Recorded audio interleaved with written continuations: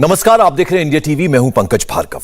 आज उत्तर प्रदेश का चुनावी पारा नेक्स्ट लेवल पर पहुंच गया। योगी की डिक्शनरी से नए नए डायलॉग्स निकले। दो लड़कों का जिक्र हुआ, डार्क जोन की बात हुई, दमदार बनाम दुमदार सरकार का माहौल बना।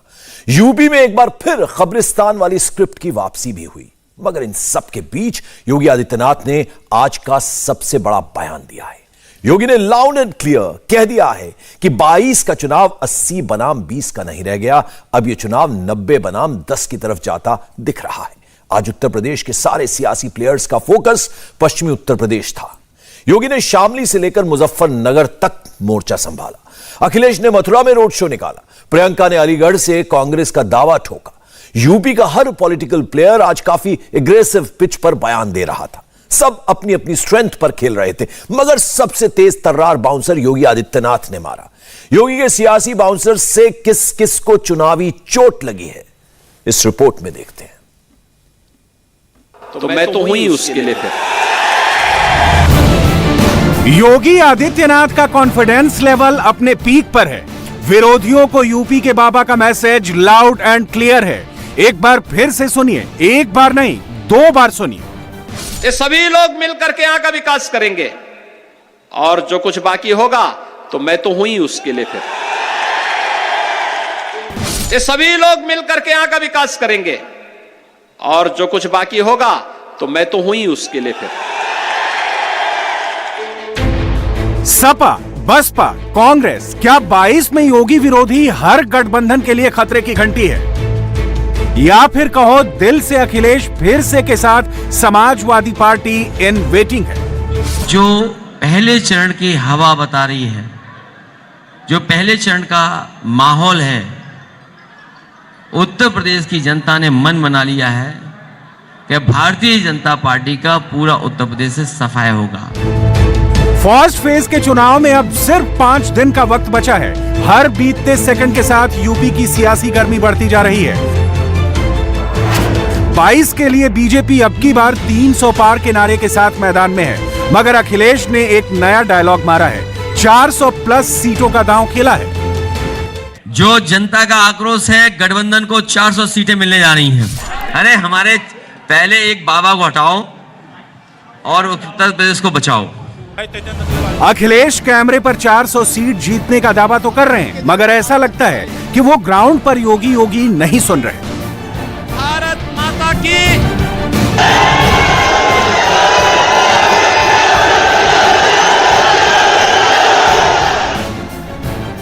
उत्तर भारत में ठंड गई नहीं है, मगर सियासी पारा अपने चरम पर है। पश्चिमी उत्तर प्रदेश इस वक्त सबसे हॉट लोकेशन है। शनिवार को योगी ने वेस्टर्न यूपी के शामली और मुजफ्फरनगर में मोर्चा संभाला। अखिलेश और जयंत ने मथुरा से लेकर गौतम बुद्ध नगर खंगाल डाला। शामली का जिक्र हो और कैराना की बात ना हो, मुजफ्फरनगर का जिक्र हो और दंगाइयों की बात ना हो, ऐसा कैसे हो सकता है? इसलिए आज योगी ने यूपी के 2 लड़कों की जोड़ी पर अब तक का सबसे तीखा हमला किया। डायरेक्ट अटैक करते हुए वेस्टर्न यूपी का माहौल कुछ यूं सेट किया। 2 लड़कों की जोड़ी तो फिर से वही करना चाहती है। इनकी टिकट देने की सूची देखी आप लोगों ने? छठे छटाए अपराधी और दंगाई उनकी सूची में अग्रणी स्थान यानी अग्रिम पंक्ति पर खड़े हैं और गलतफहमी के शिकार हैं, गफलत में हैं। उनको यह लगता है कि टिकट देने से सब कुछ हो गया। टिकट देने से कुछ नहीं होगा। और मैं फिर उनको बोलने के लिए आ जाया हूं, ये टिकट से कुछ नहीं होने वाला है। अपनी गर्मी शांत करके रखो, नहीं तो 10 मार्च के बाद एक गर्मी शांत हो ही जाएगी।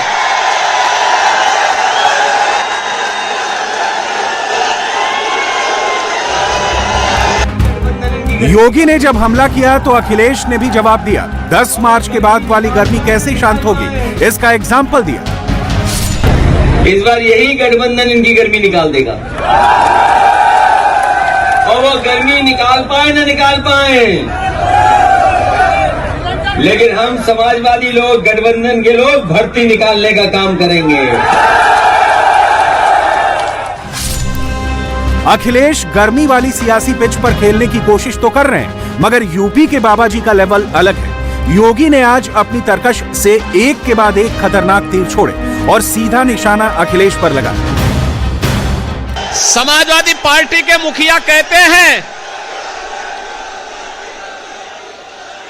समाजवादी पार्टी के मुखिया कहते हैं कि उनका खून गर्म है।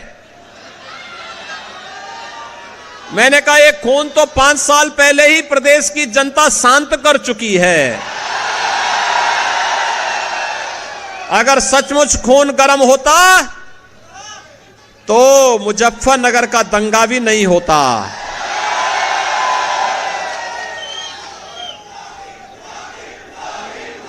भाइयों बहनों, मैं तो आज आपसे यही कहने के लिए आया हूं, जब सोच ईमानदार होती है तो काम दमदार होता है। आपको दमदार सरकार चाहिए या दुमदार सरकार चाहिए? तो भाजपा की सरकार तो दमदार सरकार थी और दंगाइयों के सामने झुकने वाले लोग दुमदार थे, दुम दगा करके चुपचाप छुप गए थे। पश्चिमी यूपी में आर पार वार पलटवार का महासंग्राम जारी है। योगी ने अचानक से काफी अग्रेसिव टोन पकड़ ली है। इस बार यही गठबंधन इनकी असर अखिलेश के खेमे में दिख रहा है। हाव भाव देखकर तो ऐसा ही लगता है युद्ध शुरू होने से पहले ही वो बैक फुट पर जाते दिख रहे हैं।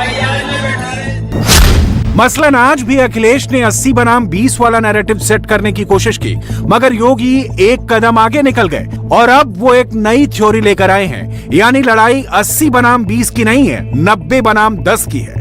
आप 80 बनाम 20 समझते नहीं बात को, आप समझ नहीं पा रहे। जो वो बोल रहे हैं वो ये बोल रहे हैं कि जो 80% लोग हैं वो गठबंधन के साथ हैं और 20% नाराज हैं, तो 100 के 100% गठबंधन के साथ हैं। मैंने पिछले आंकड़े को देख के कहा था कि चुनाव 80-20 का होगा, मैं कहता हूं ये 90-10 की तरफ जा रहा है। तो आपको लगता है ना? क्या आपने सोचा है कि अचानक 24 घंटों के भीतर ये नैरेटिव चेंज करने की कोशिश क्यों हो रही है? इसका जवाब पश्चिमी उत्तर प्रदेश में है। ऐतिहासिक रूप से पश्चिमी यूपी में ज्यादातर विधानसभा सीटों पर जीत हासिल करने वाला राजनीतिक दल ही राज्य में सरकार बनाता है। वेस्टर्न यूपी किसान राजनीति का केंद्र भी है, यहाँ जाट फैक्टर भी है, मुस्लिम आबादी वाला एंगल भी है। अखिलेश इन तीनों ही फैक्टर्स को अपने पाले में करना चाहते हैं। जयंत चौधरी के साथ उनका गठबंधन भी इसी कैलकुलेशन के आधार पर हुआ है, मगर योगी तो योगी हैं, यूपी की पॉलिटिक्स की रग रग से वाकिफ हैं। इसलिए तो शनिवार को योगी की चुनावी सभा में कब्रिस्तान की भी वापसी हो गई और लगे हाथों अखिलेश और जयंत की भी सियासी धुलाई हो गई। अगर उनका विकास सड़क पे नहीं दिखाई देगा, फैक्ट्री में नहीं दिखाई देगा, उनका विकास एक ही जगह दिखाई देता, वह कब्रिस्तान की बाउंड्री वाल पर। कहां है उनका विकास? कहां है उनका विकास? कहां है उनका विकास? तो फिर अगर कब्रिस्तान की बाउंड्री पर ही उनका विकास है तो उनको बोलना भैया वोट भी वहीं से ले लो। याद करना, याद करना, ये दो लड़कों की जोड़ी तो डार्क जोन वाली जोड़ी है। ये इनके समय में हैंडपंप ने भी पानी देना बंद कर दिया था। ये सूखी जोड़ी है, नाम समाजवादी है, सोच परिवारवादी है और काम दंगाई है। और भाइयों बहनों, इन दंगाइयों को कभी अवसर मत देना, भूल करके भी नहीं। योगी ने अखिलेश के खिलाफ अचानक जो आक्रामक लाइन पकड़ी है, उसके पीछे की भी एक दिलचस्प कहानी है। 8 जनवरी को चुनाव का ऐलान होने के बाद 80% बनाम 20% वाली बहस शुरू हुई। 9 जनवरी को योगी ने अखिलेश के भगवान कृष्ण वाले सपने पर अटैक किया। 15 जनवरी को सपा पर परिवारवाद का आरोप लगाते हुए भ्रष्टाचार का जीन्स वाला हमला किया। 17 जनवरी को दंगाइयों को प्रत्याशी बनाने को लेकर अखिलेश को घेरा। 19 जनवरी को योगी की डिक्शनरी से तमंचावादी मानसिकता वाला टेक्स्ट निकला। 28 जनवरी को अखिलेश को जिन्ना का उपासक बताया और 29 जनवरी को गर्मी शांत होने वाला पॉलिटिकल ट्विस्ट दे डाला। योगी आदित्यनाथ ने जनवरी में जिन्नावादी, तमंचावादी, परिवारवादी शब्द का इस्तेमाल 20 बार से ज्यादा किया। रैलियों में बुलडोजर शब्द का प्रयोग 30 बार से अधिक किया गया। बुलडोजर यानी सख्ती वाला सीएम। भाजपा का ये प्रयोग सफल भी रहा और कार्यकर्ताओं की सोशल मीडिया पर 50% पोस्ट इसी के इर्द गिर्द घूमते दिखे। और अब योगी की हर चुनावी सभा में गर्मी पर बहुत ज्यादा जोर रहता है। आज भी यही हुआ। फर्क सिर्फ इतना था कि पहले अखिलेश ने गर्मी वाले बयान पर बाबा को कैमरे पर घेरा, चुटकी ली और फिर जब योगी पब्लिक के बीच पहुंचे तो किसकी गर्मी कैसे शांत होगी, सबका सबूत एग्जाम्पल के साथ दिया। बाबा मुखिंदी, हमारी बहन पूछ रही है कुछ सवाल। हमारे बाबा मुखिंदी कह रहे हैं कि हम गर्मी निकाल देंगे। अरे भाई, कोई आप कंप्रेसर है क्या? गर्मी निकाल देंगे। अगर गर्मी लग रही है तो उत्तराखंड में जाओ आप। किसने रोका है आपको? हम आप सब छुट्टी मनाने कहां जाते हैं? नैनीताल, अरे कश्मीर, देहरादून, श्रीनगर। तो हम कहते हैं ना, हमारे बाबा मुख्यमंत्री जी को भेज दो वहां पे। अगर समाजवादी लोग नकली हैं तो सबसे बड़ा नकली नारा अगर कोई है तो वो सबका साथ सबका विकास। भारतीय जनता पार्टी इस लड़ाई को उस समय लड़ रही थी। ये दो लड़कों की जोड़ी नहीं थी, ये तो दंगाइयों का साथ दे रहे थे। और आज जब भी इनको अवसर मिला, इन्होंने वैसे ही प्रत्याशी दे रखे हैं। इनके प्रत्याशियों की सूची तो देखो। कोई कैराना से यानी 5 वर्ष तक बिलों के अंदर छुपे थे और भाइयों बहनों, जैसे ही नाम समाजवादी पार्टी की सूची में आया तो उसे लगता है कि जैसे इस नाम आने से हो गया, वैसे ही वह फिर बिल से निकल करके रेंगते हुए दिखाई दे रहे हैं। लेकिन ये रेंगने से काम नहीं चलने वाला है। कितना भी उछल कूद कर लो, अब यहां का कोई नागरिक इस प्रकार की गीदड़ी भपकी और इस प्रकार के अनावश्यक गर्मी को बर्दाश्त करने को तैयार नहीं है। वेस्टर्न यूपी की चुनावी सभाओं में योगी ने सिर्फ सपा आरएलडी गठबंधन को टारगेट नहीं किया, बहन जी को भी लपेट लिया। इसका अपना सियासी गणित है। पश्चिमी यूपी में तिकोना मुकाबला है। वैसे तो पूरे राज्य में बीजेपी और सपा के बीच मुकाबला बताया जा रहा है, लेकिन इस इलाके में मायावती को कम करके नहीं आंका जा सकता। मजेदार बात यह है कि बसपा ने यहां से जो प्रत्याशी उतारे हैं, उसे देखकर ऐसा लगता है कि उनका निशाना बीजेपी नहीं, सपा है। बसपा ने 38 सीटों पर मुस्लिम उम्मीदवारों को टिकट दे दिया है। यहाँ पर सपा के भी मुस्लिम उम्मीदवार हैं। सूची में आया तो उसे लगता है कि जैसे इस नाम आने से हो गया, वैसे ही वह फिर बिल से निकल करके रेंगते हुए दिखाई दे रहे हैं। लेकिन ये रेंगने से काम नहीं चलने वाला है। कितना भी उछल कूद कर लो, अब यहां का कोई नागरिक इस प्रकार की गीदड़ी भपकी और इस प्रकार के अनावश्यक गर्मी को बर्दाश्त करने को तैयार नहीं है। वेस्टर्न यूपी की चुनावी सभाओं में योगी ने सिर्फ सपा आरएलडी गठबंधन को टारगेट नहीं किया, बहन जी को भी लपेट लिया। इसका अपना सियासी गणित है। पश्चिमी यूपी में तिकोना मुकाबला है। वैसे तो पूरे राज्य में बीजेपी और सपा के बीच मुकाबला बताया जा रहा है, लेकिन इस इलाके में मायावती को कम करके नहीं आंका जा सकता। मजेदार बात यह है कि बसपा ने यहां से जो प्रत्याशी उतारे हैं, उसे देखकर ऐसा लगता है कि उनका निशाना बीजेपी नहीं, सपा है। बसपा ने 38 सीटों पर मुस्लिम उम्मीदवारों को टिकट दे दिया है। यहाँ पर सपा के भी मुस्लिम उम्मीदवार हैं। ऐसे में बसपा के उम्मीदवार इनके वोटों में सेंध लगाएंगे और भाजपा फिर एक बार पिछली बार की ही तरह आगे निकल सकती है। यानी पश्चिमी यूपी में अखिलेश के खेमे को डेंट लगाने के लिए मायावती तो है ही, अब तो बैरिस्टर ओवैसी ने भी खुला ऑफर दे दिया है। सपा के मुस्लिम नेताओं को अपने पाले में करने का आइडिया सेट कर दिया है। मैं आपको बता रहा था समाजवादी पार्टी के बारे में, तो मैं समाजवादी पार्टी के नेताओं को कह रहा हूं कि आप अगर घर में बैठ गए तो हमेशा के लिए बैठ जाएंगे। आइए हमारे साथ आ जाइए। हम आपको अपने कंधे पर बिठाकर आपकी राजनीति को इंशाल्लाह चमका देंगे। अखिलेश यादव आपको डुबा देगा और आपकी राजनीति को हमेशा के लिए दी एंड कर देगा, खत्म कर देगा। अब ये इनको सोचना है कि वो क्या करेंगे। जैसे जैसे चुनाव नजदीक आ रहा है, योगी के सारे विरोधी आपस में ही एक दूसरे से भिड़े पड़े हैं। सब अपना अपना रोना रो रहे हैं। मैदान में कांग्रेस तो कहीं दिख नहीं रही। हाँ, प्रियंका माहौल जरूर बना रही हैं। गली गली, मोहल्ले मोहल्ले, एक एक दुकान छान रही हैं, क्योंकि 22 की पहली लड़ाई पश्चिमी यूपी को लेकर ही है। इसलिए आज दीदी ने भी अलीगढ़ में खूब सियासी प्रयोग किए हैं, अपना दावा ठोक दिया है। क्या हो रहा है कि हमारे राजनीतिक दल जितने भी हैं वो ऐसे ऐसे बयान दे रहे हैं कि हम, कोई कह रहा है हम गर्मी निकालेंगे, कोई कह रहा है हम चर्बी निकालेंगे। मैं कहना चाहती हूँ कि हम भर्ती निकालेंगे।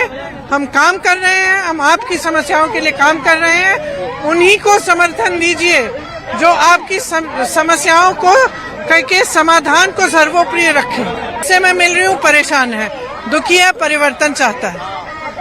अब देखिए, अगर आप परिवर्तन चाहते हैं और एक नई तरह की राजनीति चाहते हैं उत्तर प्रदेश में, तो आप कांग्रेस को वोट दीजिए। अगर आप उसी तरह की राजनीति चाहते हैं जो पहले से चल रही है, जो सारे राजनीतिक दल एक ही साथ पर खेल रहे हैं, तो फिर आप उनको चुनिए। दावों और जमीनी हकीकत में फर्क है, और यही फर्क बीजेपी समझाने की कोशिश कर रही है। योगी नॉन स्टॉप फ्रंट फुट पर खेल रहे हैं। बीजेपी की टॉप लीडरशिप घर घर जाकर माहौल सेट कर रही है। बीजेपी अध्यक्ष से लेकर रक्षा मंत्री तक सब लगे हुए हैं, डटे हुए हैं। समर्थन और झूम कर समर्थन, जम कर समर्थन, अरे राम राम, आप सबका प्राप्त होना चाहिए। ये तो ले जाए, इसको ले जाना, आप लोग मंजूर ना। लेकिन फिर पूछा था कितनी कीमत, और लोग कहा 5-6 हजार से कम नहीं। कैसे ले जाऊं? मैं पूरन प्रकाश जी को मैं कहना चाहता हूं, चुनाव के समय तो आपको नहीं दूंगा। जो आपके कहां है आशा जी, ये है हमारी जिलाध्यक्ष मधु जी, मैं इसको आपको देता हूं, और आपको देता हूं इसलिए देता हूं, चुनाव बीत जाए तब ऐसे गरीब परिवार की कोई लड़की जो शादी होने के बाद घर से विदा हो रही और उसके पैरों में कोई चांदी की भी पायल ना हो, तो मेरा मुकुट तोड़कर उसके पैरों के लिए चांदी की पायल बनवा देना, इसलिए मैं दे रहा हूं। विरोधी खेमे में भारी कंफ्यूजन है। पश्चिम से लेकर पूरब तक योगी ही योगी दिख रहे हैं। जैसी भीड़ उमड़ रही है, जैसा रिएक्शन दिख रहा है, क्या उसे देखकर ये कहा जा सकता है कि 10 मार्च से पहले ही 22 की पिक्चर क्लियर हो चुकी है? सभी लोग इनको जिता करके भेजेंगे। सभी लोग दोनों हाथ उठा करके मुझे आश्वस्त करिए। सभी लोग सहमत हैं ना? 10 फरवरी को चुनाव होंगे तो बीजेपी के कमल चुनाव चिन्ह पर सभी लोग वोट देंगे। दोनों हाथ उठा करके मेरे साथ बोलेंगे, भारत माता की, भारत माता की, भारत माता की। और उत्तर प्रदेश के चुनाव से दूरी बनाकर चल रहे राहुल गांधी आज उत्तराखंड पहुंचे और हरिद्वार में गंगा की पैड़ी जाकर गंगा आरती की। कांग्रेस ने इस प्रोग्राम का लाइव टेलीकास्ट कराया। इसे सोशल मीडिया के जरिए फैलाया गया, छोटा हो या बड़ा। कांग्रेस के किसी भी नेता की टाइमलाइन चेक कर लीजिए, वहां राहुल गांधी की गंगा आरती का वीडियो आपको जरूर मिलेगा। मगर उत्तराखंड में कुछ और चल रहा है। देवभूमि में मुस्लिम यूनिवर्सिटी बनाने के वादे के बाद अब एक कांग्रेस कैंडिडेट के कैंपेन में अल्लाहू अकबर की नारेबाजी का वीडियो भी सामने आया है। बीजेपी फुल अटैकिंग मोड में है और कांग्रेस को जवाब देते नहीं बन रहा है।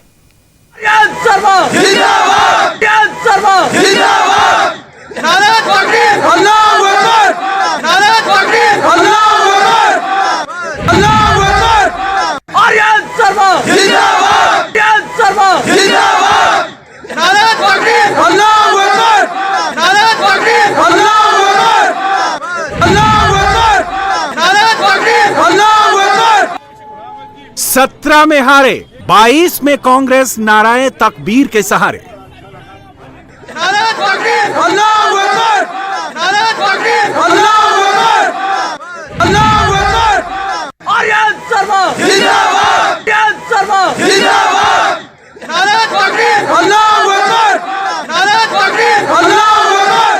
देवभूमि उत्तराखंड, पहाड़ों, पवित्र नदियों और मंदिरों वाले उत्तराखंड, 85% से अधिक हिंदू आबादी वाले उत्तराखंड में नाराए तकबीर, अल्लाहू अकबर के नारे लगे तो कोई भी चौंक जाएगा।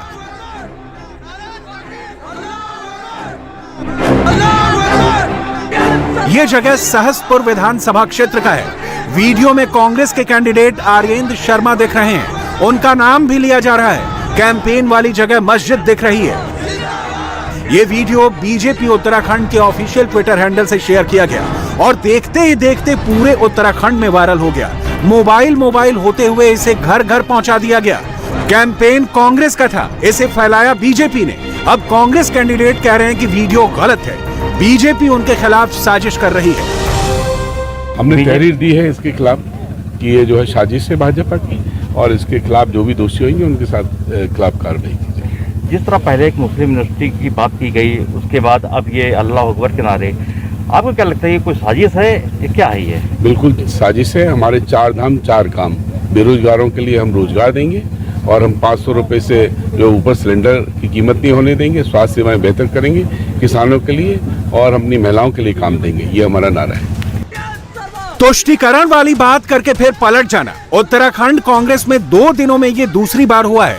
उत्तराखंड में पिछले 2 दिनों से मुस्लिम यूनिवर्सिटी बनाने का कैंपेन जोर पकड़ रहा है। कांग्रेस आधिकारिक रूप से ना तो उसका खंडन कर रही है और ना ही उसे मान रही है, मगर बीजेपी कहां छोड़ने वाली है।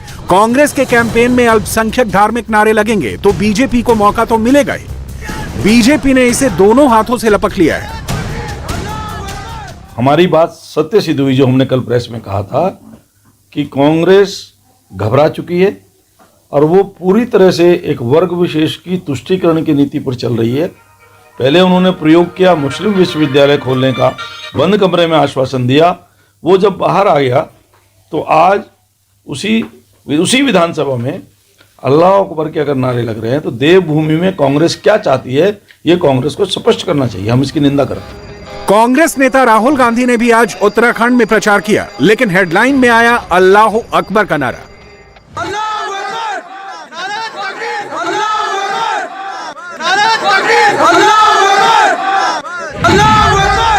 अल्लाहू अकबर की नारेबाजी से पहले ये मामला मुस्लिम यूनिवर्सिटी से शुरू हुआ। जिस सहसपुर विधानसभा सीट पर ये नारेबाजी सामने आई, वहीं के कांग्रेस नेता अकील अहमद ने 2 दिन पहले मुस्लिम यूनिवर्सिटी वाला विवाद खड़ा किया था। मुस्लिम यूनिवर्सिटी होनी चाहिए जिसमें जो है जो मुस्लिम बच्चे आए वो जो है पढ़ाई कर सके, जो है शिक्षित हो सके, जो है और जो सड़कों का निर्माण है, मैंने आपको बोला यही सब चीजें हैं जो मैंने मांग की है। और इन सब चीजों पे जो है मैंने प्रभारी से बात की है, उन्होंने भी यस बोला। हरीश रावत जी से मेरी बात हुई है, हरीश रावत जी ने भी कहा कि यदि मैं मुख्यमंत्री बन पाऊँ तो ये सारे काम होंगे। तो यही मेरी शर्तें थी, वो मान ली पार्टी ने, जो है तो मुझे अब कोई दिक्कत। कांग्रेस के प्रदेश उपाध्यक्ष बनाए गए अकील अहमद ने अपने बयान में प्रदेश प्रभारी से बात होने का दावा किया, हरीश रावत से बात होने का दावा किया। इन दोनों नेताओं ने ना तो इसकी हामी भरी और ना ही इसका खंडन किया। देवभूमि में मुस्लिम यूनिवर्सिटी की बात कांग्रेस ने शुरू की, अकील अहमद ने बयान दिया तो बीजेपी ने संस्कृत यूनिवर्सिटी बनाने का वादा आगे बढ़ा दिया। कांग्रेस की ओर से मुख्यमंत्री बनने के दावेदार हरीश रावत ने मुस्लिम यूनिवर्सिटी पर चुप्पी साध ली, मगर पुष्कर धामी खुलकर बोल रहे हैं। कांग्रेस को 14% मुस्लिम वोट का गणित दिख रहा है, बीजेपी को वोटों के ध्रुवीकरण में फायदा नजर आ रहा है। कुल जमा बात इतनी है कि सब कुछ मुस्लिम वोटों के लिए हो रहा है। उत्तराखंड में 14% मुस्लिम आबादी है। हरिद्वार में मुस्लिम आबादी 34% के करीब है। हरिद्वार की 8 सीटों पर मुस्लिम वोट निर्णायक हैं। ये सीटें हैं ज्वालापुर, भगवानपुर, झबरेड़ा, पिरान कलियर, खानपुर, मंगलौर, लक्सर और हरिद्वार ग्रामीण। ऊधम सिंह नगर जिले की तराई में 22% मुसलमान वोटर हैं। जसपुर, किच्छा, काशीपुर, सितारगंज और रुद्रपुर में बड़ी मुस्लिम आबादी है। नैनीताल के हल्द्वानी और रामनगर में भी मुस्लिम वोट का असर है। 5 साल पहले 2017 के चुनाव में हरिद्वार ग्रामीण सीट पर मुस्लिम वोट बढ़ जाने से ही हरीश रावत चुनाव हार गए थे। इस बार वो चुनाव तक चुप रहकर अपनी गोटी सेट कर रहे हैं। लेकिन बड़ा सवाल यह है कि जब सारी ताकत मुस्लिम वोट को मनाने में ही लगा देंगे तो क्या 85% हिंदू वोटर कांग्रेस को वोट देंगे? मुस्लिम यूनिवर्सिटी का मामला बढ़ा तो कांग्रेस को हिंदू वोट छिटकने का भी डर सताने लगा। इसलिए अकील अहमद से ही दूसरा बयान दिलाया गया। तो ऐसी तो कोई बात नहीं है। मुझे तो मेरे नेता ने किसी ने ये नहीं कहा अभी तक जो है मीडिया से सुनना में कि आपने जो है कोई बयान ऐसा दिया कि नहीं दिया। जो है आपका बयान हमारे पास भी है, वीडियो सुनना क्या होगा, आपने दिया है बयान। लेकिन मैंने जो है ये जो मैंने आपसे बताया ना यही सत्य है मैंने उसमें 60 डिमांडें रखी। मैंने आपको बताया, मैंने सहसपुर विधानसभा क्षेत्र का विकास की मांग करी। आप अभी कांग्रेस के उपाध्यक्ष हैं? हाँ, मैं प्रदेश उपाध्यक्ष हूँ। तो उपाध्यक्ष की ये डिमांड है कि एक मुस्लिम यूनिवर्सिटी खुलनी चाहिए। देखिए, मैं कब कर रहा हूँ, मैंने कहा, मैंने उसमें रखी शर्त एक मुस्लिम यूनिवर्सिटी भी होनी चाहिए, लेकिन उन्होंने यस नहीं करा अभी उसके लिए। जिस सहसपुर में अल्लाहू अकबर के नारे लगे, उसी सहसपुर में मुस्लिम यूनिवर्सिटी बनाने का चुनावी शिगुफा छोड़ा गया। कांग्रेस नेता अकील अहमद ने ऐलान किया। अकील अहमद सहसपुर से कांग्रेस का टिकट चाहते थे। कांग्रेस ने टिकट तो नहीं दिया, बल्कि प्रदेश उपाध्यक्ष बना दिया। कांग्रेस ने सहसपुर से टिकट आर्येंद्र शर्मा को दिया। मुस्लिम यूनिवर्सिटी बनाने पर समझौता हुआ। अकील अहमद ने पर्चा वापस लिया और कांग्रेस कैंडिडेट को सपोर्ट करने की घोषणा की। सैयद अहमद खान से हरीश रावत की तुलना करके रावत पर प्रेशर बढ़ा दिया, मगर मुस्लिम यूनिवर्सिटी के सवाल पर हरीश रावत चुप ही रहे। कांग्रेस के उलट बीजेपी का प्रचार फुल देशभक्ति और देवभूमि वाले स्टाइल में चल रहा है। मुख्यमंत्री पुष्कर सिंह धामी डीडी हाट के अपने पैतृक क्षेत्र में चुनाव प्रचार करने पहुंचे तो इस तरह जन्मभूमि की मिट्टी को अपने माथे से लगा। बीजेपी अपने कोर वोट पर फोकस कर रही है। कांग्रेस 14% मुस्लिम वोट हिलने का जोखिम नहीं लेना चाहती। उत्तराखंड में 14% मुस्लिम वोट बंटने से कांग्रेस को घाटा होगा। कांग्रेस पूरे 14% मुस्लिम वोट चाहती है। मुस्लिम वोट पर बसपा का भी दावा, मुस्लिम वोट पर आप का भी दावा। उत्तराखंड के ओपिनियन पोल बताते हैं कि बीजेपी और कांग्रेस के बीच मामला बहुत टाइट है। 1% वोट खिसकने से भी सिचुएशन चेंज हो जाएगी। कांग्रेस सेकंड और थर्ड रैंक के नेताओं को आगे करके मुसलमानों को खुश रखना चाहती है और हरीश रावत 4 धाम 4 काम का नारा लगाकर हिंदू वोटों को रिझाना चाहते हैं। और एक छोटे से ब्रेक के बाद प्रधानमंत्री मोदी की एक बेहद खास तस्वीर। हैदराबाद में संत रामानुजाचार्य की प्रतिमा स्टैच्यू ऑफ इक्वालिटी राष्ट्र को समर्पित करने के बाद प्रधानमंत्री नरेंद्र मोदी ने जब मंदिर में ध्यान लगाया, वो तस्वीर आपके सामने। प्रधानमंत्री की ध्यान मुद्रा की ये तस्वीर आपको केदारनाथ की याद दिलाएगी, जब प्रधानमंत्री ने वहां गुफा में भी इसी तरह ध्यान लगाया था।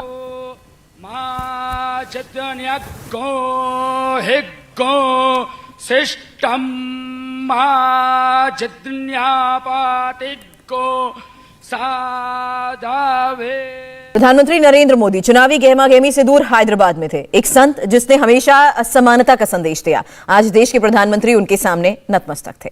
प्रधानमंत्री मोदी ने आज हैदराबाद में स्टैच्यू ऑफ इक्वालिटी को देश को समर्पित किया। ये स्टैच्यू ऑफ इक्वालिटी संत रामानुजाचार्य जी की 216 फीट ऊंची प्रतिमा है, जिसे हैदराबाद में स्थापित किया गया है। संत रामानुजाचार्य कौन थे और उनकी ये प्रतिमा किन मायनों में खास है, इस रिपोर्ट से समझिए। ओम भुव स्वाहा वायवेदम ओम सुभ स्वाहा सूर्याहेदम ओम भूर्भुवः स्वः स्वाहा प्रजापतये। दक्षिण में जब सूरज ढल रहा था तो एक महापुरुष की प्रतिमा की आभा को देखकर पूरा देश हैरान था। सामाजिक समानता के सबसे बड़े पुरोधा संत रामानुजाचार्य की प्रतिमा देश को समर्पित की जानी थी और देश के प्रधानमंत्री नरेंद्र मोदी इसी आयोजन में शामिल होने के लिए हैदराबाद में थे। बसंत पंचमी के दिन वासंती परिधान पहनकर प्रधानमंत्री नरेंद्र मोदी उस संत की प्रतिमा की तरफ तेजी से बढ़ रहे थे, जिसके सामाजिक समानता के सिद्धांत को आज देश ही नहीं दुनिया मानती है। श्री रामचंद्र स्वामिनः कृपया श्रीमद् वेद मार्ग। मां सरस्वती की आराधना के पावन पर्व वसंत पंचमी का शुभ अवसर है। मां शारदा की विशेष कृपा अवतार श्री रामानुजाचार्य जी की प्रतिमा इस अवसर पर स्थापित हो रही है। मैं आप सभी को वसंत पंचमी की भी शुभकामनाएं देता हूं। मैं मां सरस्वती से ये प्रार्थना करता हूं कि जगतगुरु रामानुजाचार्य जी का ज्ञान विश्व का पथ प्रदर्शन करे। साथियों, हमारे यहां कहा गया है, ध्यान मूलम गुरु मूर्ति, ध्यान मूलम गुरु मूर्ति, अर्थात हमारे गुरु की मूर्ति ही हमारे ध्यान का केंद्र है, क्योंकि गुरु के माध्यम से ही हमारे लिए ज्ञान प्रकट होता है। जो अबोध है हमें उसका बोध होता है। अप्रकट को प्रकट करने की ये प्रेरणा, सूक्ष्म को भी साकार करने का ये संकल्प, यही भारत की परंपरा रही है। हमने हमेशा उन मूल्यों और विचारों को आकार दिया है जो युगों युगों तक मानवता को दिशा दिखा सके। आज एक बार फिर जगत गुरु श्री रामानुजाचार्य जी की इस भव्य विशाल मूर्ति के जरिए भारत मानवीय ऊर्जा और प्रेरणाओं को मूर्त रूप दे रहा है। शाम 6:30 बजे के करीब जैसे ही प्रधानमंत्री मोदी मंदिर परिसर के सबसे ऊपरी तल पर पहुंचे तो उन्होंने एक बार थोड़ा रुककर स्टैच्यू ऑफ इक्वालिटी की खूबसूरती को निहारा।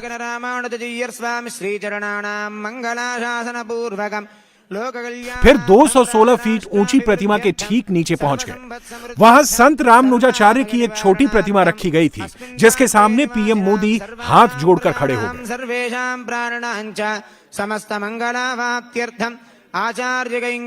मोदी ने वैदिक मंत्रोच्चार के बीच पहले रामानुजाचार्य की प्रतिमा को फूल चढ़ाए, अगरबत्ती दिखाई, फिर फल अर्पित किए।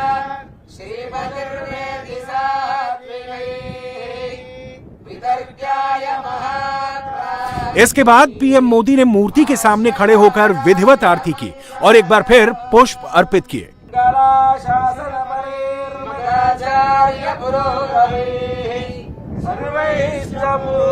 इसके बाद आया वो पल जिसका इंतजार बरसों से था। पीएम मोदी ने स्टैच्यू ऑफ इक्वालिटी के नीचे लगाई गई शिलापट का भी अनावरण किया।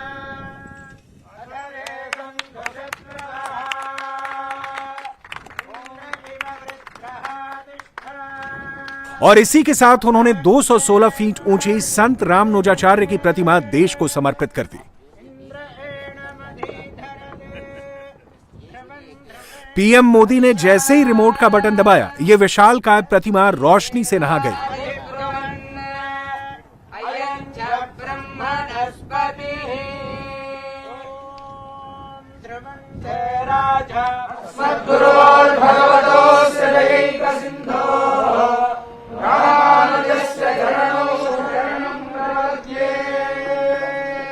जय रामानुजा, जय रामानुजा, जय रामानुजा, जय रामानुजा, जय रामानुजा, जय रामानुजा।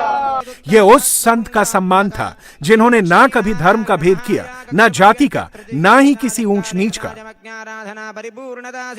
रामानुजाचार्य जी की ये प्रतिमा उनके ज्ञान, वैराग्य और आदर्शों की प्रतीक है। मुझे विश्वास है ये प्रतिमा न केवल आने वाली पीढ़ियों को प्रेरणा देगी, बल्कि भारत की प्राचीन पहचान को भी मजबूत करेगी। दुनिया की अधिकांश सभ्यताओं में, अधिकांश दर्शनों में किसी विचार को या तो स्वीकार किया गया है या फिर उसका खंडन किया गया है। लेकिन भारत एक ऐसा देश है जिसके मनीषियों ने ज्ञान को खंडन, मंडन, स्वीकृति, अस्वीकृति इससे ऊपर ही उठा करके देखा। स्वयं उससे ऊपर उठे, दिव्य दृष्टि से उस विवाद को देखा हमारे यहां अद्वैत भी है और द्वैत भी है, और इन द्वैत अद्वैत को समाहित करते हुए श्री रामानुजाचार्य जी का विशिष्टाद्वैत भी हमारे लिए प्रेरणा है। इससे पहले पीएम मोदी शमशाबाद की यज्ञशाला पहुंचे, जहां विशेष धार्मिक अनुष्ठान चल रहा था। अपवित्र पवित्रो वा सर्वावस्था। पीएम मोदी वहां यज्ञ की वेदी के सामने जाकर बैठ गए और पुजारियों ने उनका तिलक किया।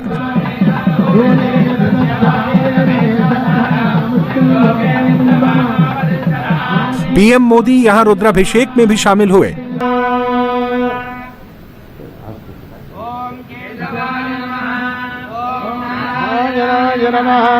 पीएम मोदी ने यज्ञ वेदी की परिक्रमा की और उसके बाद आगे बढ़ गए।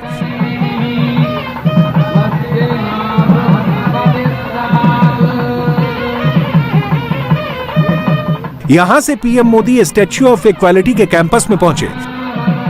पीएम मोदी का यहां साधु संतों ने स्वागत किया। इसके बाद पीएम मोदी सीधे गर्भगृह के पास पहुंचे और वहां हाथ जोड़कर खड़े हो गए।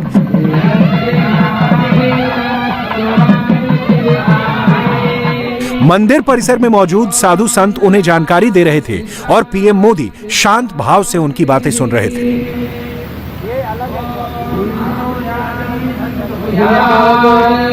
रामानुजाचार्य जी के गुरु श्री महापूर्ण जी ने एक बार दूसरी जाति के अपने एक मित्र का अंतिम संस्कार किया था।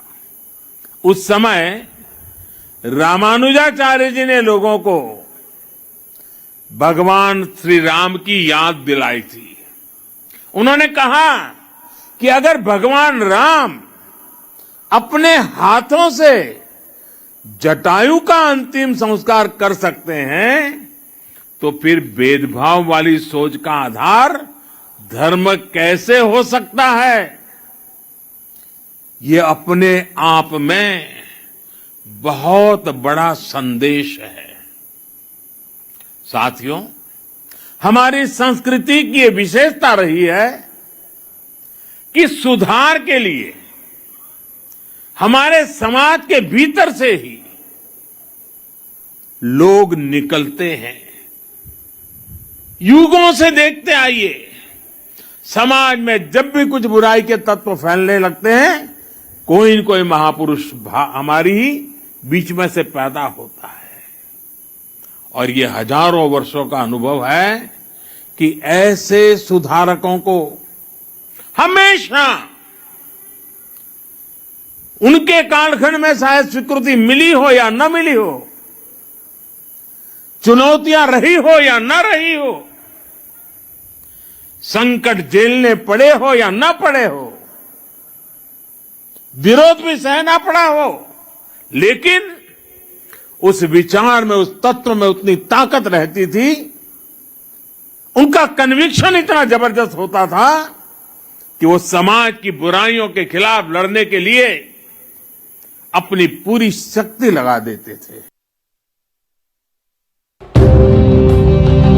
हैदराबाद की स्टैच्यू ऑफ इक्वालिटी अपने आप में अनूठी है और कई मायनों में बेहद खास है।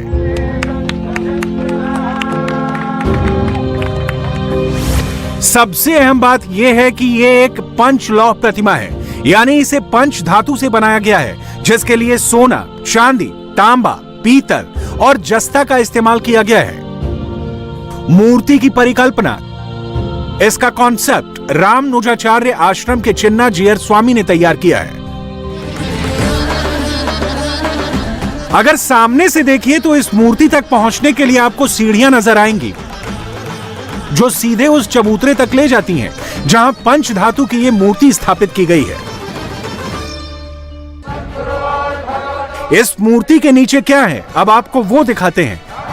216 फीट की इस मूर्ति के नीचे 54 फीट ऊंची एक इमारत है, जिसके ऊपर यह मूर्ति स्थापित की गई है। 54 फीट ऊंचे इस आधार भवन का नाम भद्रवेदी है। इस आधार भवन के अंदर काफी कुछ है, जैसे कि डिजिटल पुस्तकालय, अनुसंधान केंद्र, थिएटर, शैक्षणिक गैलरी और प्राचीन भारतीय ग्रंथ, जिसमें संत रामानुजाचार्य से जुड़े काम के बारे में विस्तार से जिक्र है। ये तो हुई पंचधाती की विशालकाय प्रतिमा, जिसे पीएम मोदी ने देश को समर्पित किया है।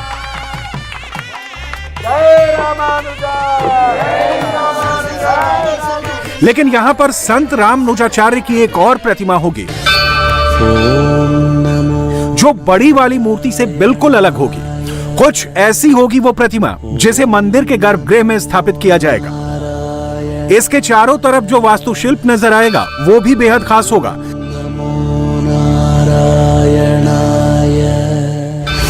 गर्भगृह वाली मूर्ति 120 किलो सोने से बनाई गई है, जिसकी हर रोज पूजा की जाएगी। इसका अनावरण 13 फरवरी को राष्ट्रपति रामनाथ कोविंद करेंगे।